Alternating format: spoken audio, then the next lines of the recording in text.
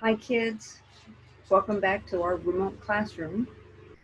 I hope you're keeping in mind our class goals, that you're treating others and things as you would like to be treated, that you share your truth, and that you keep looking for God's good.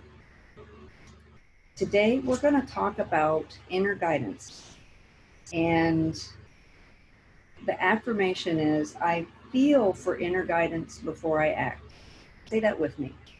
I feel for inner guidance before I act. One more time. I feel for inner guidance before I act. Listening to that voice from inside, from your best self, from spirit, takes practice. And there's a story we're going to read, and let's see if we can connect the idea of being centered, finding that voice with the story.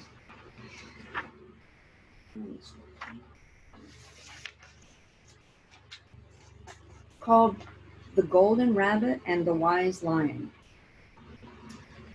Savita was a golden rabbit with soft fur, long ears, and very powerful hind legs. She was new to the forest and was pleased to find the perfect home under a beautiful mango tree. The opening was big enough for a rabbit, but too small for a wolf, and the tunnel led down to a safe, cozy den. The mango tree was very tall and provided cool shade. Savita could see the fruit high up in the tree ripening in the sun. Someday soon she would have fresh mangoes to eat right at her door. A mother boar and two piglets lived down the forest path. The two little piglets were playing outside Savita's den one day, and she could hear them boasting to one another. I'm going to be the biggest and strongest boar ever, one piglet told his brother.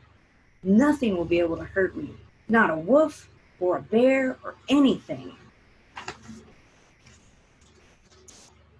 You can't be stronger than everything, his brother scoffed. What if something really big, like the sky, fell on you? You would still be squashed. As the piglets went away, Savita thought about the sky falling. She never thought the sky could fall down. It was a frightening thought. Wasn't it stuck up there with the clouds? Although it was time to go out and get something to eat, she decided to stay safely in her den. Eventually, Savita fell asleep. In the early light of dawn, Savita woke up hungry. She reassured herself that the sky would never really fall down and prepared to go up the tunnel and outside. Suddenly, there was a loud thump, and the earth shook. Savita froze. Even her whiskers stopped twitching. Thump, thump, ka-thump! The ground was shaking all around her, and then Savita ran. She bounded up the tunnel and outside and kept running down the path and through the trees. The other animals of the forest saw the golden rabbit running fast and looking very scared. What are you running away from, Savita? Called the deer. The sky is falling down. A big piece landed near my home. I heard it, yelled the rabbit as she ran by. Some of the animals that heard this were frightened and ran after Savita. A parrot flew overhead and squawked, Why are you all running so fast? The sky is falling down. Big pieces almost landed on Savita, the boar called back. Hearing this, the parrot flew down near the ground and joined the growing crowd of animals running toward the river. They raised such a cloud of dust that Parindra, the wise lion, saw it and ran in front to find out what was happening. He stood with his tail to the river, directly in the path of the golden rabbit and all those who followed. When they saw him, the animals were so surprised they stopped running. What is happening here? Parindra demanded in his deep, kind voice. The sky is falling down. I've heard it land near my home. You better run, Savita explained. The lion simply said, Show me. And he walked back into the forest toward the rabbit's den.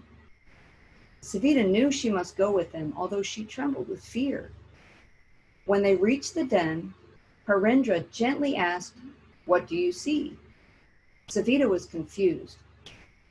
There were no chunks of sky on the ground. There was just her den, the tall mango tree, and thump! A large ripe mango landed on the ground beside her.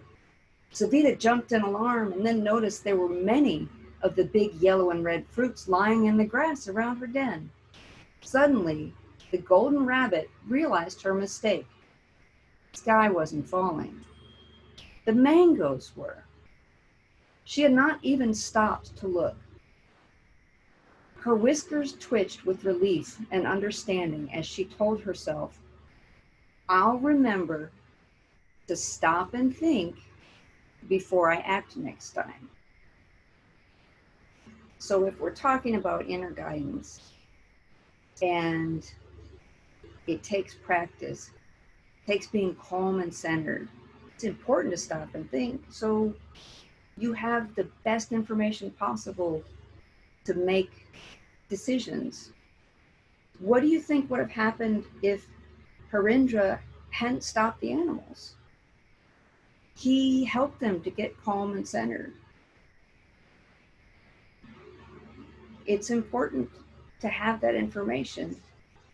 And there's an exercise, I'm not sure how this is going to work, but it's an example of having good information, using everything you have.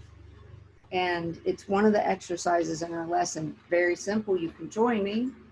I drew a fish on paper, and with my eyes open, with the light, it was easy to draw. It's really simple, but I'm going to close my eyes, and I'm going to see how it turns out when I use a different color, when I'm not using the light or my eyes to see what I'm doing. Here we go.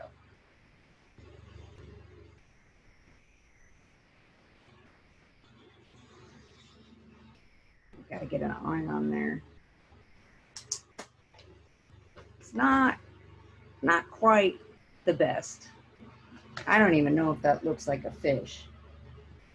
But if you think of having light, having that voice, being connected, and the ability that that gives you to find your inner guidance, to follow good things, to be your highest self, that's what we're talking about. I hope you enjoyed today's lesson, and I hope you have a good week. Let's bless each other. We love you, we bless you, we appreciate you, and we behold the Christ in you. Namaste.